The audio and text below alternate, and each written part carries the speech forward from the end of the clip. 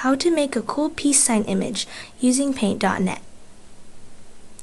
If you haven't already downloaded Paint, get it at www.getpaint.net. Downloading Paint is free. Scroll down and click the Download Now button. After you've clicked it, an icon should appear wherever you've saved it, similar to the one at the top of my screen. I'll double-click it. Paint.net should open up. To make the peace sign, I'll click the ellipse key located at the bottom of the Tools menu.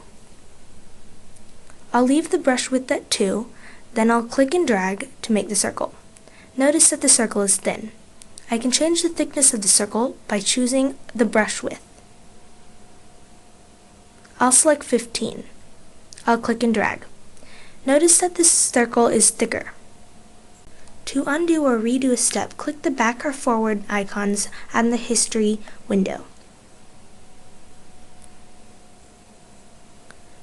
Now I'll select gradient to create a background color. I'll leave it at linear, and I'll choose the color that I would like my background to be in the colors window. Just click and drag and see how the color changes in the preview window.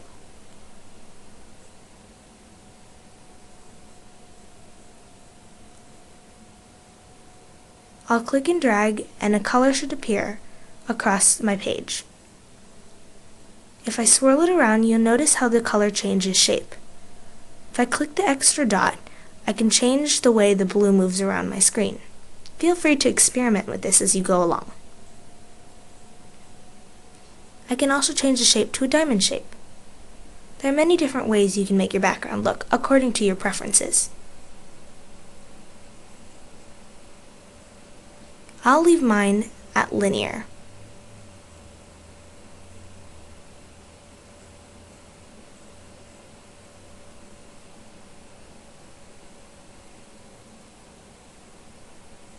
After I've adjusted my color and its shape, I'll click the ellipse key again.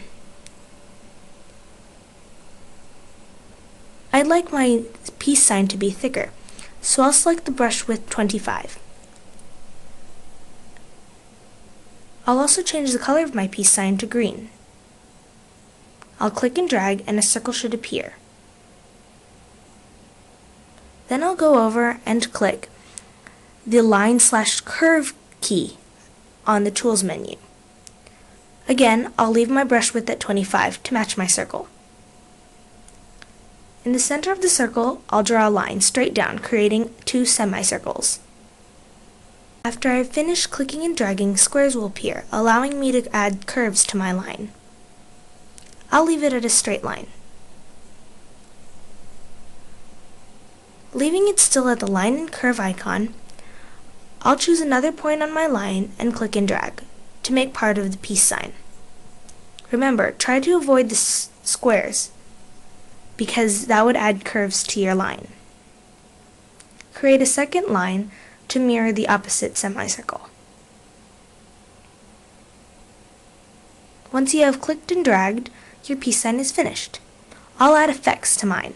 I'll click the Effects button located at the top of the screen. I'll hover over Distort to find the different distort options that I can add to my picture. Notice that there are several. You can choose it according to your preferences. I'll select Dents to create a fiery look to my peace sign. A new window should pop up, allowing you to change the dents. You can change the dent scale by clicking and dragging. The more you move to the right, the larger the scale becomes. I'll leave my scale sort of in the middle so that I can still see my peace sign and at the same time have its fiery flare. You can also change the refraction of the peace sign. Notice how the image changes. Once again, I'll leave mine sort of in the middle so that I can still see my image. The roughness of this peace sign can also be changed. Feel free to do it according to your liking. Once you have selected everything that you wanted, click OK. The effects of the image will be saved. Once you are satisfied with your image, click File, Save As to save your picture. A new window should pop up. You can save your picture in different types. I'll save mine as a JPEG. You can also title your image. I'll title mine Peace Sign and save it to a folder that I selected. Once that is done, I'll click Save. A preview window should appear.